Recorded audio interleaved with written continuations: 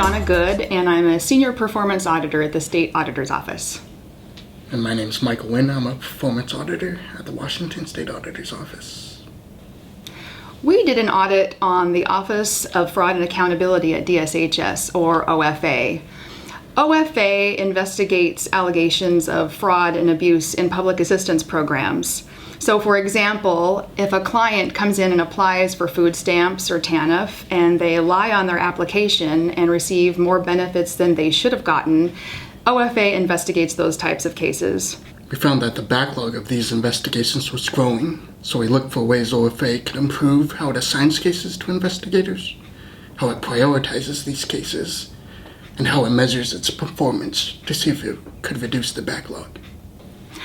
OFA gets referrals for investigations from many different sources, but most of them come from DSHS caseworkers.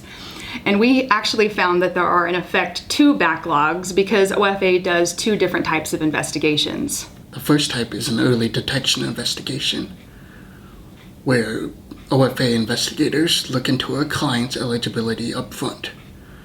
For example, they'll determine whether the client reported all of his or her income. The second type is an overpayment investigation, where a client deliberately withholds information or provides false information in order to receive benefits that they're not entitled to receive. These investigations are done to determine if a crime or an overpayment has occurred.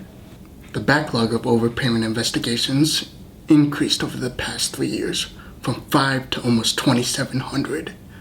This occurred because the number of cases assigned actually decreased while the number of referrals increased. OFA management stated that caseloads were too high and that some cases were being unworked. We found that the backlog for early detection investigations actually decreased over the last year, in part because of an aging out process, where if the referral isn't assigned within 90 days to an investigator, it goes back to the caseworker who made the referral with a note saying if the issue still exists, then submit another referral. Although this helps OFA control its backlog, we found that completing these investigations before they age out would actually save the state more money. In fact, we found that if OFA hired more investigators, they could avoid potentially $2.43 in inappropriate benefits for every $1 spent on additional investigators. We recommended OFA track data to determine the cost of these investigations to help inform decisions about workload allocation and prioritization of cases. We're also recommending that they seek additional funding to hire more early detection investigators so that they can reduce that backlog even further.